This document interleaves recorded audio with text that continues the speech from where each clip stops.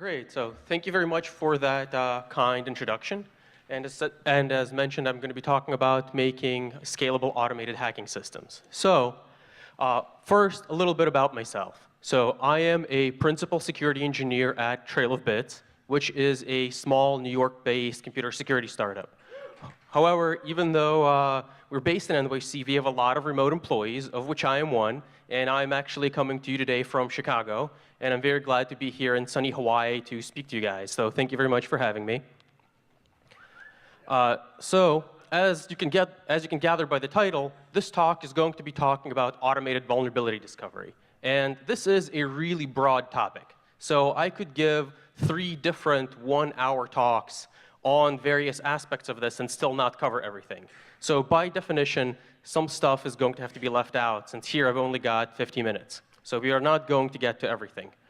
Having said that, my goal is to make this talk technical, but still accessible. I've seen people give automated vulnerability talks before, and everybody just zones out because somebody's talking about like obscure optimizations for SMT solvers. So I'm not going to do that to you. I'm going to try to give you stuff that you can actually use if you are thinking about developing one of these systems yourself. And having said that, everything that I'm going to mention here comes from our experiences actually building one of these automated hacking systems. So everything that I'm going to talk about is stuff that we've either had to deal with or something that we've actually implemented. So all of this comes from practical experience. So this talk is divided into 2 parts and a conclusion. And in the first part, you're going to learn about how the Trail of Bits automated bug finding system works and how to make your own. In the second part, I'm going to discuss our approach to automated binary patching, that is, patching both known and unknown bugs in binary programs. And finally, I'm going to conclude with what's next for the future of automated vulnerability discovery, both in terms of what's next for our system and also what's next in terms of automated vulnerability discovery in general. So what gives me the right or authority to come and talk to you guys about automated bug finding? So Trail of Bits was a competitor in DARPA's CyberGrand challenge. And for those of you who don't know, the CyberGrand challenge is one of the DARPA Grand Challenges. That is, it is a contest open to anybody in the world, held by DARPA. And in the contest, DARPA offers a large pool of money to the winner. And the CyberGrand challenge was a grand challenge to create an automated computer versus computer CTF. So that means that each computer system had to both find bugs in binary programs, then patch those bugs, and optionally use the bugs it found to attack other systems' computers. And to make things a little bit easier for everybody, there were some limitations placed on the constraints of the challenge. So the challenge was for a special Linux-derived operating system called Decree. And Decree is Linux-based, but it only has 7 system calls. And it omits things like file system, shared memory, inter-process communications, and things like that. And the reason they did this is so that the competitors could focus on the actual science of automated vulnerability detection and patching instead of having to worry about obscure Linux semantics.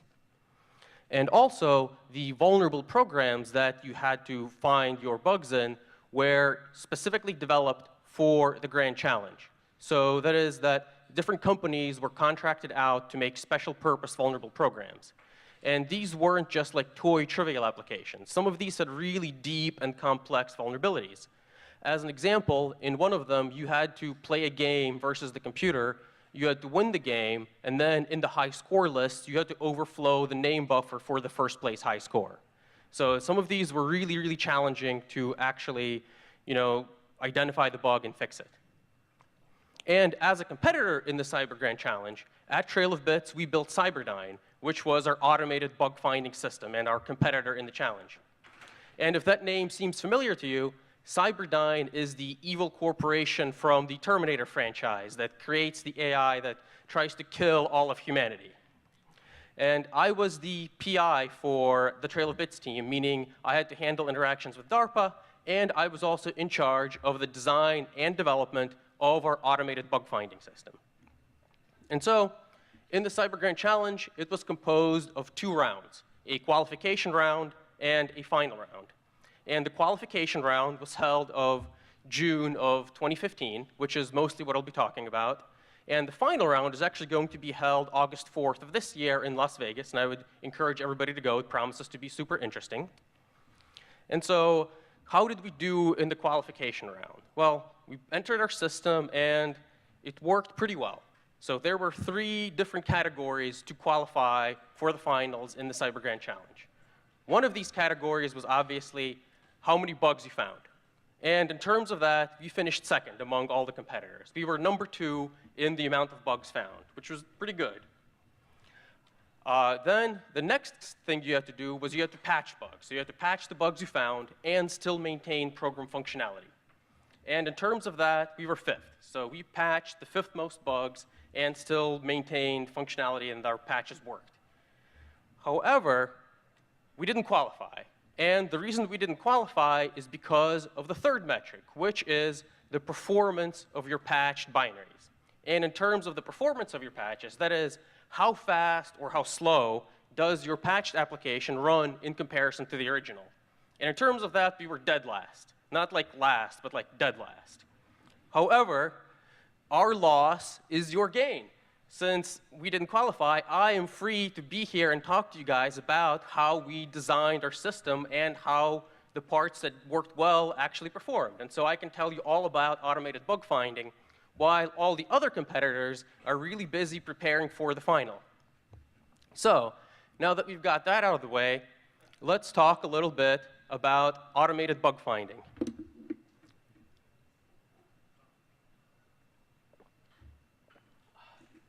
So in this section, I'm going to go over both the theory that we used for our automated bug finding engine and some of the practical things you have to use to make it work, along with some implementation thoughts and things like architecture diagrams and steps you should take if you're trying to build one of these yourself.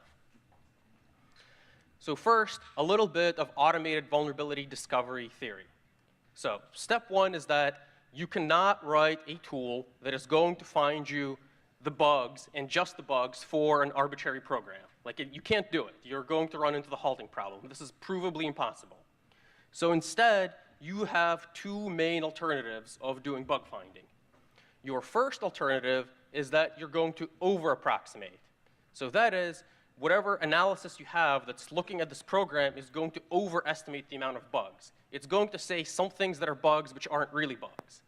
And I mean, in the trivial example, you take a program and then you say every statement is a bug. And by definition, you are guaranteed to find all the bugs in it. However, that wouldn't really be very useful. Having said that, though, sometimes over-approximation is actually what you want. So there are several analyses like points to analysis and alias analysis and escape analysis that are used in compilers, and these make assumptions that might not necessarily be true for all execution programs, but they're there to make sure to see if your compiler can do a certain optimization or whether it can. So sometimes this is really useful. Conversely, you can also under-approximate the amount of bugs in your program. And the typical example of this is that you're going to say that this program doesn't have any bugs. So you're not going to find all the bugs. You're going to accept that there's going to be bugs in this program that you're not going to find. And virtually all of the actual practical bug finding tools that you can get and use on real programs fall into this category. And typically, these work by either sampling program execution, like running it under a debugger, or by treating the program as some kind of formula and solving the input based on that formula. And so under-approximate analyses tools aren't guaranteed to find you anything, but it's actually more nuanced than that. So it turns out that different kinds and different families of under-approximate analyses tools have different what I call roadblocks. That is, conditions in the code that prevent the tool from being further able to analyze the program.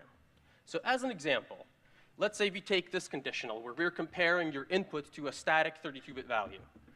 This is really, really hard for a standard dumb fuzzer. You're going to take 2 to the 32 tries to actually be able to pass this conditional. But for something like a symbolic execution engine that treats your program as a mathematical formula and tries to solve it, this is a simple fork operation. You know, on one side, you have input, that field of the input is equal to bad food. On the other side, it's not equal to bad food. And you go on to your next step. Conversely, something like this, where let's say you're doing a cryptographic hash of two different inputs, or sorry, of two parts of the same input. This is going to be really hard for a symbolic execution engine. Assuming your cryptographic hash is any good, you are going to really run out of CPU and memory usage before you really do anything useful about this. However, to pass this check, a simple dumb fuzzer just has to generate two D words of the same input. And like, it's probably going to try all zeros as the very first thing and get by this check. However, having said that, so we know that we have these different classes of under-approximate analyses tools, and that like we can get these tools, but can we do better than running two separate things on the same program? And after thinking about this for a while, we realized that the answer is yes. So you have to think about what have we just been talking about. So different under-approximate analyses tools are always conservative. They don't make any assumptions that are invalid for execution of the program, modulo bugs in your tools.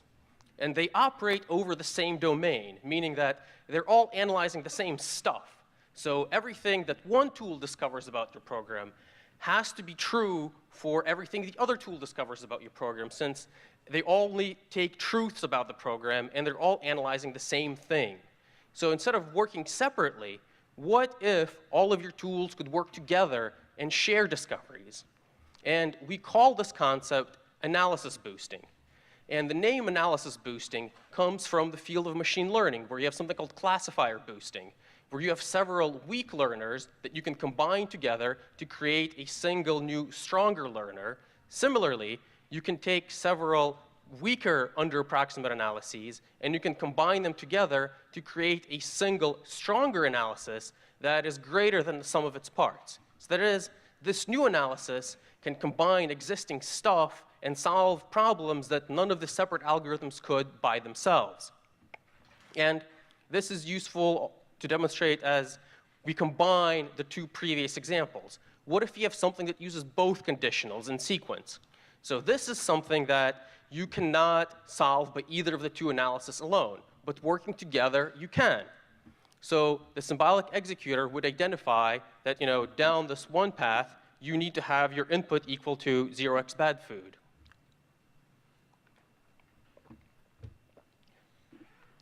Then it would pass this knowledge off to the fuzzer, which would eventually probably duplicate its own input really quickly. And therefore, you would be able to reach the crashing condition and remove these roadblocks. So each tool would be removing roadblocks for all the other tools that are combining in your analysis.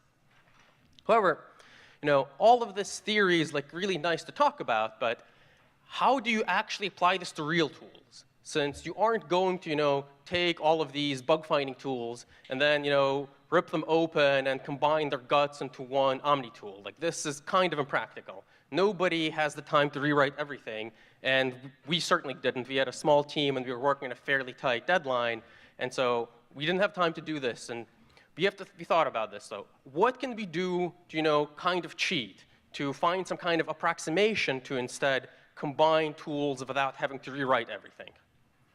And what we came up with was inputs. So this is kind of lame, but it actually works really well in practice.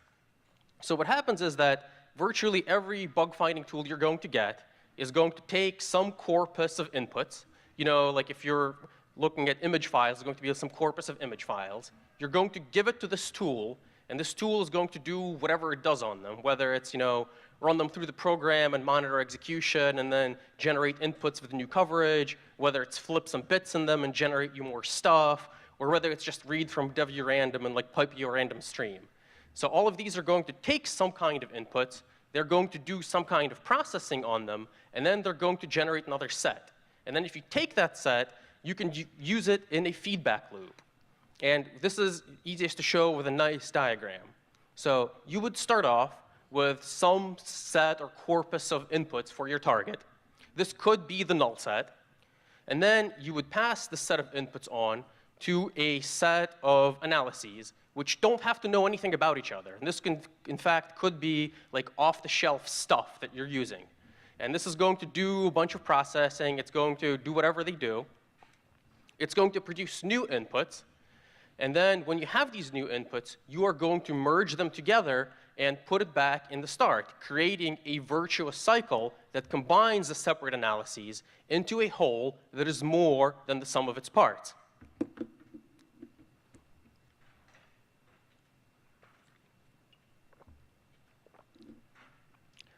And this is effectively what we did. So what we ended up doing was we combined two different symbolic execution engines, one of which was CLE, which is a symbolic execution engine for LLVM bitcode, and one of which was PySymMu, which is a Python-based x86 symbolic execution engine. And we took these two symbolic execution engines, and we combined them with a custom-written fuzzer. It's really awesome. I could give like a whole hour talk just talking about this thing, but effectively it uses dynamic binary translation to really, really reduce fuzzing latency and generate a lot of throughput, and also gives you free code coverage, and can take in like snapshots generated by symbolic execution tools and pass them around for like free concolic execution. Like this thing is really cool, but I don't want to get too distracted. And so we took these three bug finding tools, and when we generate their inputs, we combine everything that they generate via something called minset. And the minset is really key for doing this in practice. So while theoretically you don't have to do this, if you want things to work practically, you do is you take all of those generated outputs that every tool does, and you have to minimize that set. And the reason you have to minimize that set is because you have some tools that are like a really fast and efficient fuzzer that's going to generate a huge amount of potential inputs.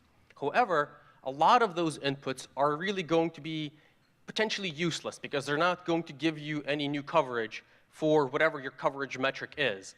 And if you have slower running tools, like a symbolic execution engine of some kind, you're effectively going to slow that down, having to process all of these useless inputs. So instead, you need some way to minimize your input set at that merge point. And this thing needs to be fast, and it needs to be able to compare coverage. And so we used code coverage because it was the easiest and the simplest metric, but coverage doesn't necessarily have to be code coverage.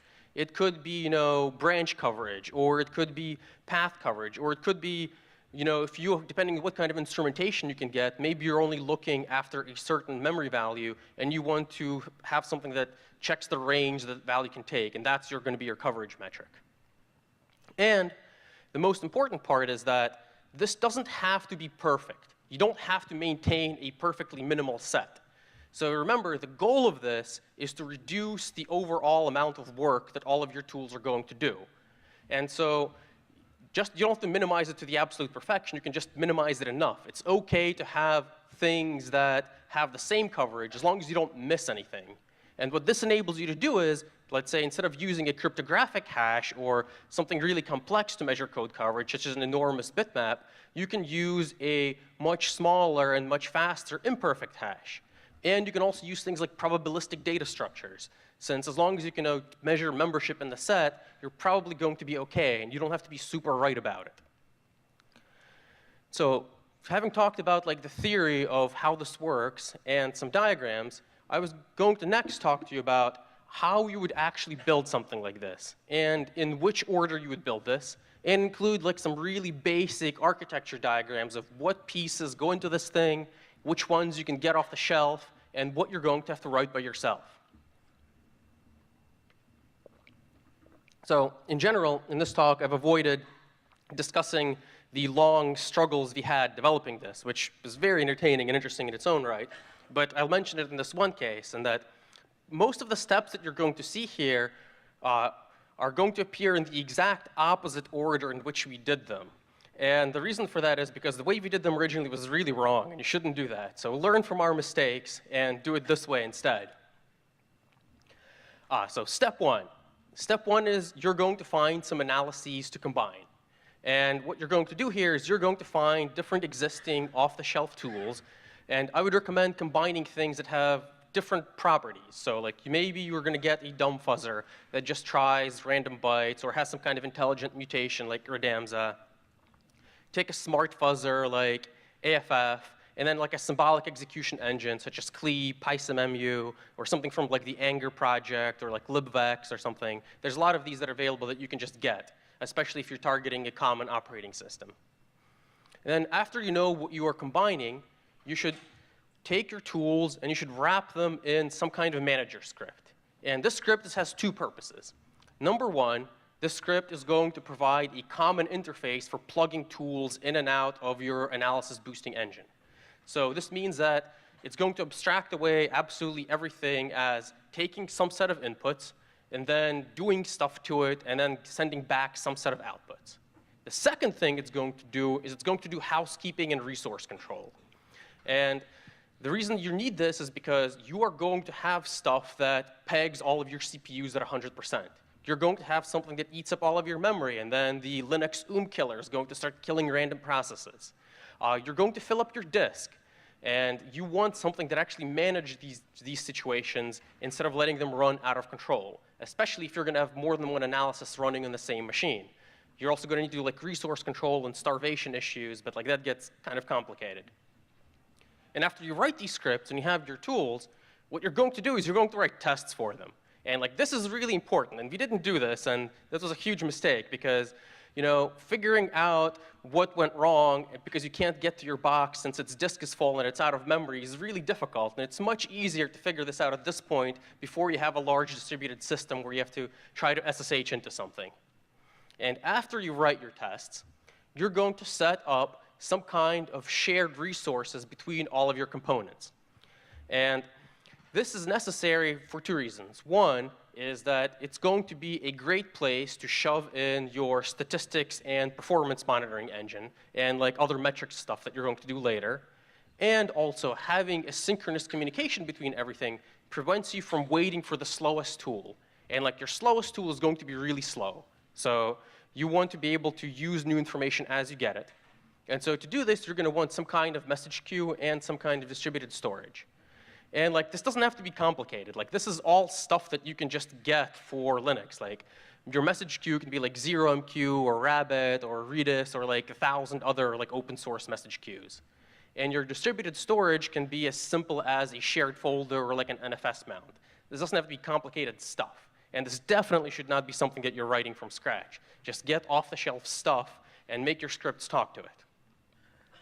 And after you've got that, you are going to plug in your min set. And as a reminder, your min set is going to be the thing that minimizes the set of inputs that all of these tools generate so that you can operate in an efficient manner. And this thing is going to listen in this message queue and look at this distributed storage system. It's going to wait until something has an output, and it's going to maintain a corpus of stuff that has the maximal code coverage for the minimum amount of inputs. And finally, after you do that, you're going to write some more tests. And this is also sounds boring, but this is really important to do it at this point because it's going to be much harder later. And you're going to make sure that like your min set actually works, that it can handle the load generated with all of your tools, that you can actually use this distributed communication infrastructure and it doesn't fall over when it has a high amount of messages, and that like your resource control prevents it from being saturated. So like all of like stupid but really important stuff before you deploy this in practice. And after you've done that, you're going to add some monitoring and statistics infrastructure. And you probably already wrote this doing your tests. But in case you didn't, like this is the thing that is going to tell you like how many bugs you're finding. Is the amount of coverage you have growing or staying steady? How many new inputs has each tool produced? How much of your program has been covered by all of the tools under operation? And things like that. And in addition, it's going to make this a lot easier when you're going to distribute stuff. And so also, in this slide, you notice that there's some blue and there's some orange. So the orange stuff is things you can get off the shelf. So you don't have to write yourself. The blue stuff is stuff that you're probably going to write from scratch. And so once you have this, and you have this tested and working on a single machine, what you're going to do is you're going to take your favorite automation engine, such as Ansible or Chef or Puppet, and then you're going to make it automatically create one of these boxes, and then you're going to be able to distribute it across a lot of stuff.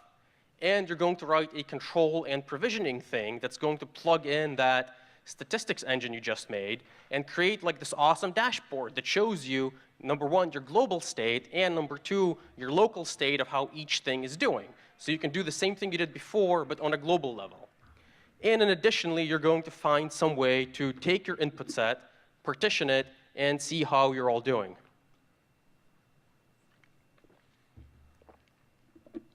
And as a reference, this is the part that you should do last and not first. Otherwise, things are going to end poorly.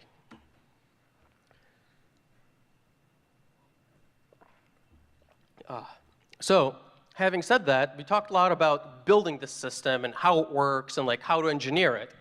But how well does it actually work? So I have my obligatory AFL comparison slide. And I will preface this slide with, I really hate having this slide here.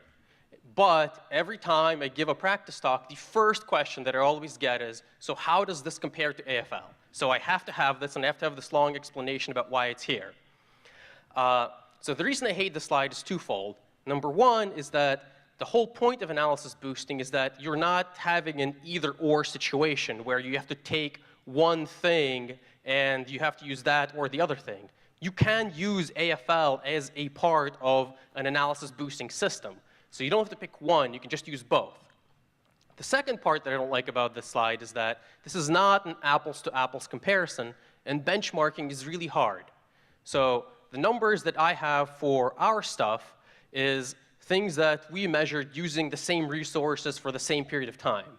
The AFL information we have is for, it's from a paper called Driller. It was an IEEE Security and Privacy by one of the other CyberGrand challenge teams. And they did like the really hard work of properly using AFL for this Linux-like operating system and like writing the, and hooking in like the QEMU-based engine of it. And like they did their own measurements. But even though it was on the same set of binaries, I don't know what the resource constraints were like. So maybe this comparison is actually really unfair to AFL, or maybe it's really unfair to us, since I don't know for how long each thing ran and what kind of resource they had available to them. However, the reason I still keep the slide here, other than inevitably having to answer this anyway, is that it shows one awesome thing, and that is that analysis boosting really works. So if you look at the top, you have the 3 gray bars. The 3 gray bars at the very top is how well each one of our tools found bugs by itself. Then the next bar below that, at 65, is if you took the union of all of those. If you took the union of all those tools running separately, how many bugs would you find? Assuming the tools were not cooperating. Then you have AFL from the Driller paper. And finally, you have the result of how well all of those tools worked operating together given the same resource and time constraint and the same input set. And by working together with the exact same tools, we're able to find bugs in binaries that they previously could not identify. And so they did strictly better. Like you can do no worse combining all this stuff than you can do operating it by itself. So by combining it, we were able to find bugs that we couldn't before. And finally, the very bottom line is how well we were approximately doing now. So the results we have is from soon after the actual qualifier event, about a year ago. And needless to say, we had like a lot of mistakes in our stuff since we were in quite a hurry to get everything done.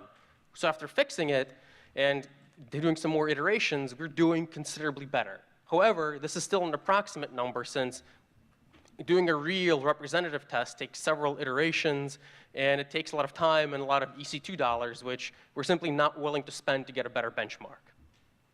So having said that, we are going to now move on to patching. Since if you recall in the beginning, this challenge wasn't just about finding bugs. It was about finding bugs, patching them, and having those patches operate efficiently.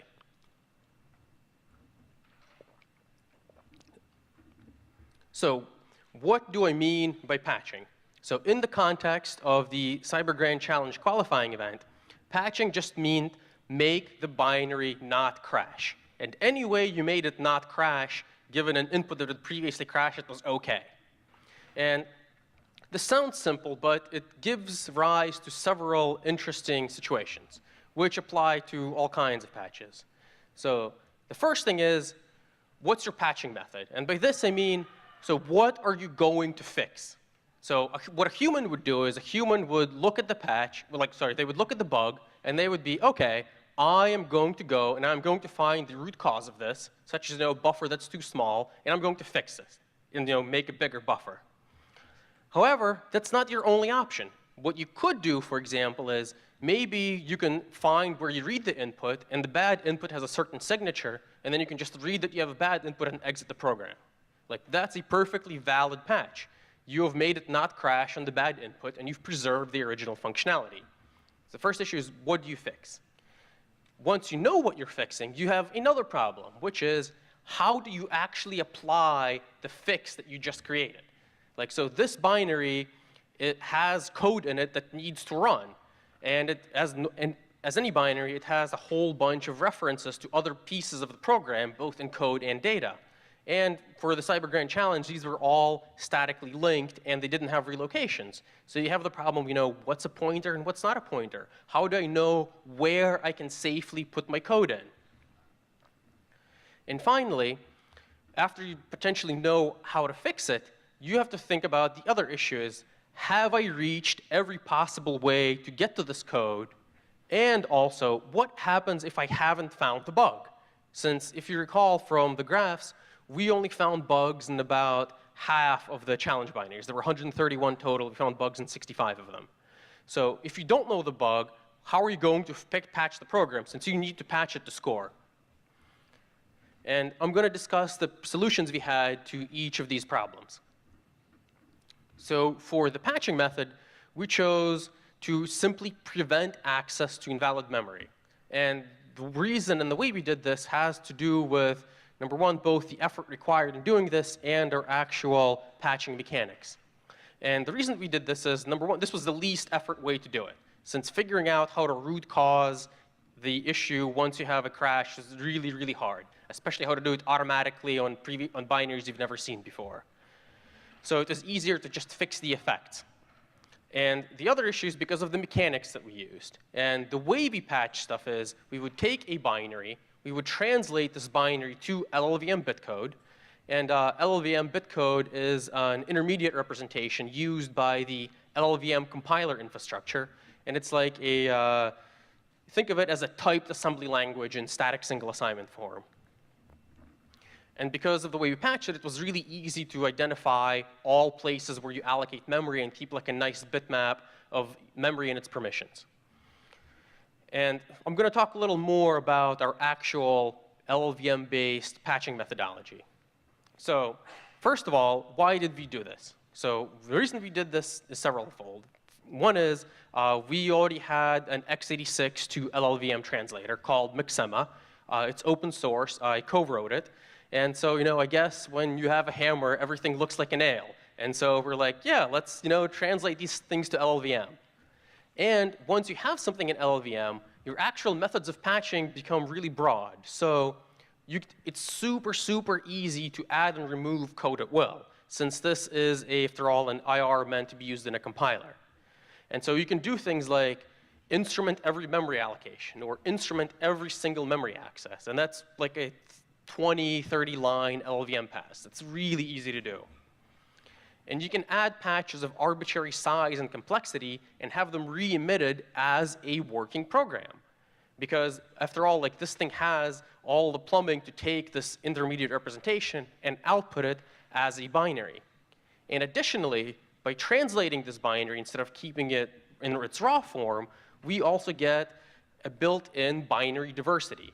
So a lot of bugs are there only because something has a very specific data structure layout or data layout.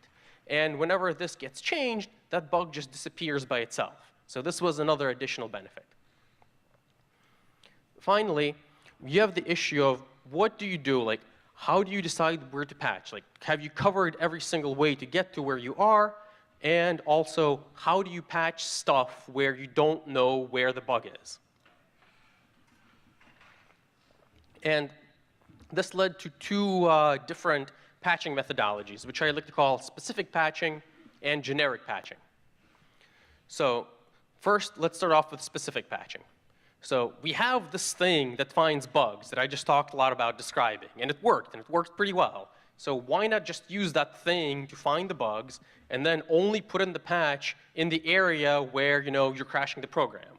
So what you can do is you have this crashing input, you see where it crashes, you correlate the crashing program counter with your translated bit code, and you add in some checks for memory validity at the crashing location, and bam, you've eliminated the bug. Every time you reach that piece of code now, you're simply going to see if the access is valid, and if it's not, you're going to exit. Problem solved. However, there's some slight hitches with this, which are interesting caveats. So one of these is a quirk of the game rules. So you had to be sure to patch the correct bug. So I said that there were specially made applications with purposely put in bugs. Unfortunately, these applications were made in the C family of languages, like a lot of software, and the C family of languages is terrible. And there were a whole bunch of unintended bugs in these applications. And if you found one of those bugs and you patched, you didn't get any points, because the original bug was still there, and that's what was tested for. So you had to patch the intended bug, and you were never sure if you found the intended bug or not. And additionally, there may be multiple code paths to reach to where you are, and you would have to potentially make sure that that the bug you triggered is like really the core issue, or if there's some other way to get to using the bad input to another crashing location. So the alternative you have to this is generic patching, where you try to remove all bugs of a certain class. And this is actually done a lot in practice in like actual deployed security mitigations, like stack cookies. Like stack cookies remove the class of return override bugs. They just eliminate that whole class of problems. And other things like ASLR and control flow integrity are a similar situation. Unfortunately is that these things are kind of slow, since they mitigate all of the program, but your bug only occurs in a small and specific piece of it. So by adding these frequent checks, you add a lot of overhead. The problem we had was, though, a little bit bigger. So once we implemented both of these methods, and we had like a set of test programs, and like we created this really big, Excel spreadsheet, and we were like, these are the tests we have, these are all the different patching methods, and this is how much more CPU we use, this is how much more memory we use, and this is our estimated final score. And we looked at our estimated final score, and it was terrible. And so we're like, OK, we have to fix this. And so then that's when we remembered, hey, we are using this compiler optimization framework. Why don't we start doing some compiler optimization on these translated programs and all of these patched binaries? And so this is where everybody in Trail of Bits busts out their long-forgotten compiler development knowledge and starts figuring out how to start optimizing code.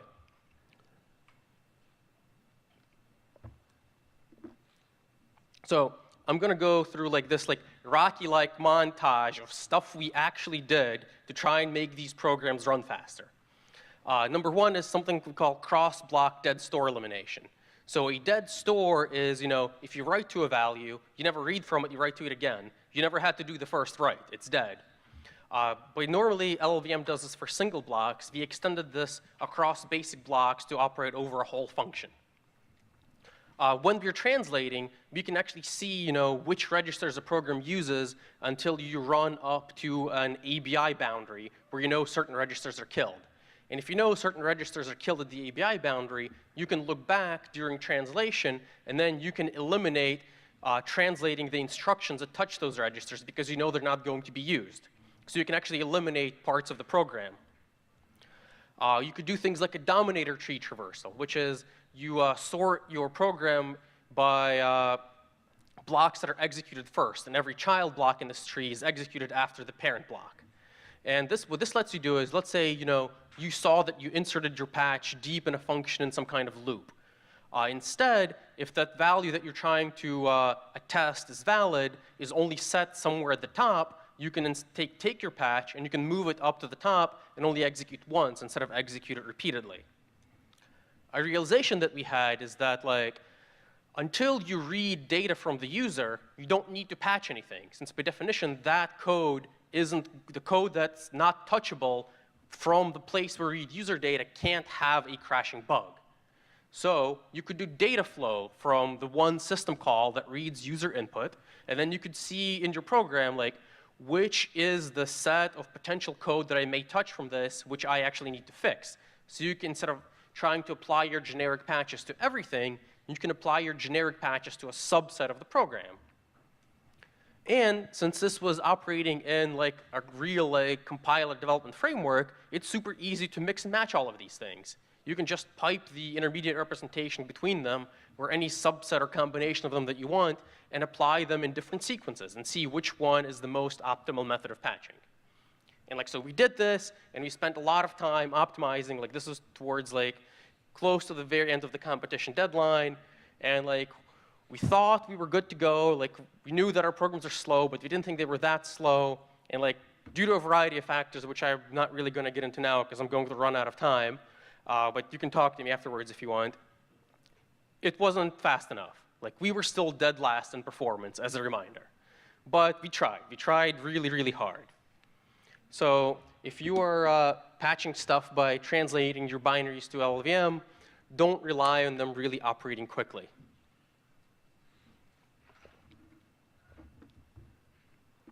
But even though that was the end for us, the CyberGrand challenge continues.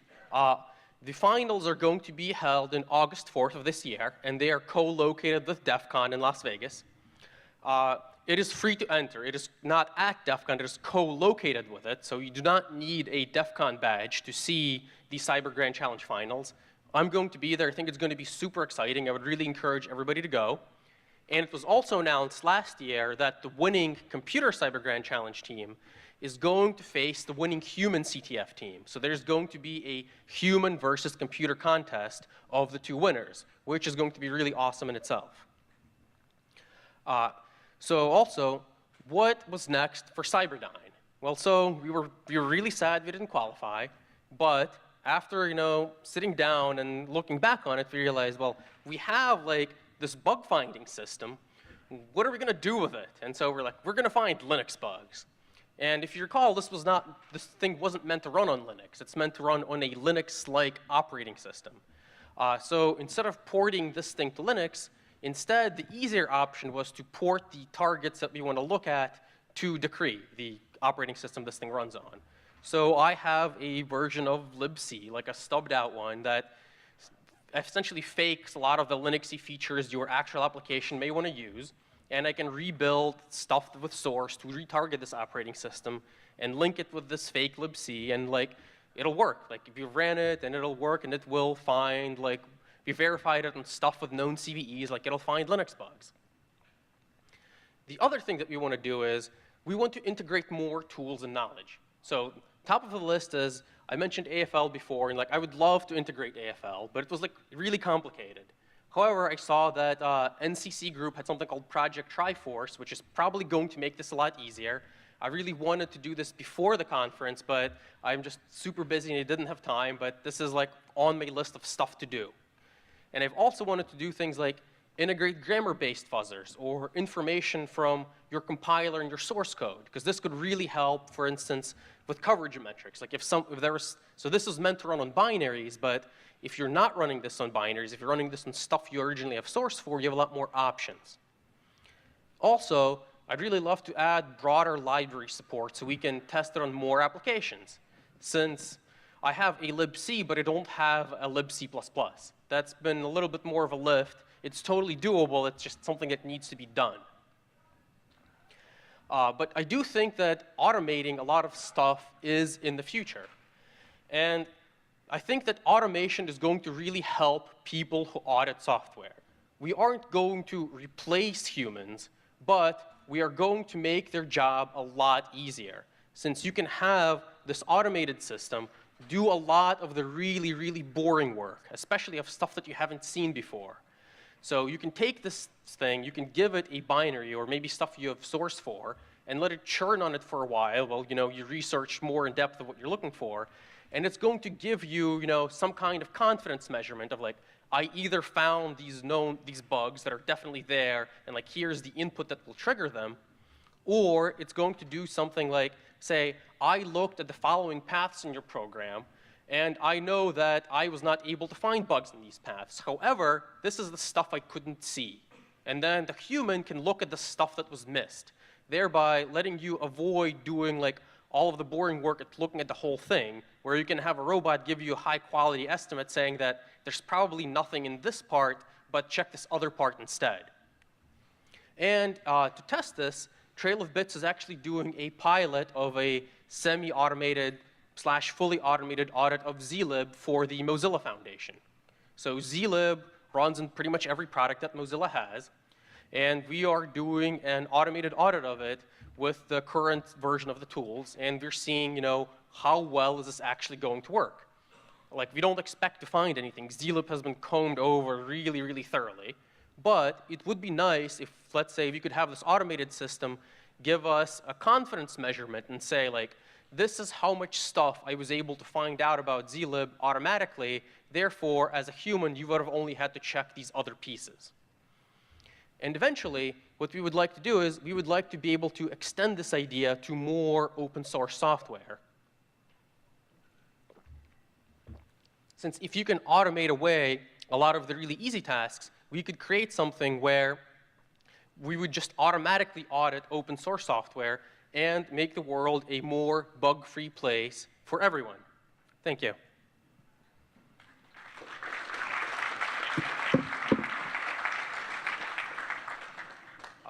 Do we have any questions? I'm looking for hands. I'll wave it if there's anything.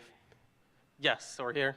Okay, so you're automatically patching a lot of those bugs, but are you typing out results to maybe a repository for best practices that other coders? So the patches that we generate we were essentially patching the memory access that was crashing. We weren't finding the root cause of the problem. We were effectively saying, well, we know this thing crashes here, so we're going to detect an invalid access and patch it. And this patch would it would conceivably work for like a full-featured OS, but ideally you would want something that was more in-depth, and you'd want a human to do the patching part. At least the way we did it. I'm sure some of the other teams had much more intelligent patching solutions. Yes, over there. I'm sorry, could you say that a little louder? Have you guys released any information about the fuzzing DRR? So I talked a little bit more about it when I did a similar talk at Infiltrate. But essentially, it uses dynamic binary translation to translate an x86 binary and eliminate calls to the kernel and effectively operate everything so that essentially your CPU speed becomes your limiter. And because you use dynamic binary translation, you have things like free code coverage and free crash detection.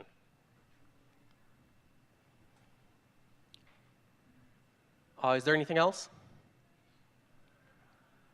I think this looks like it. Last chance. All right, thank you very much, everybody.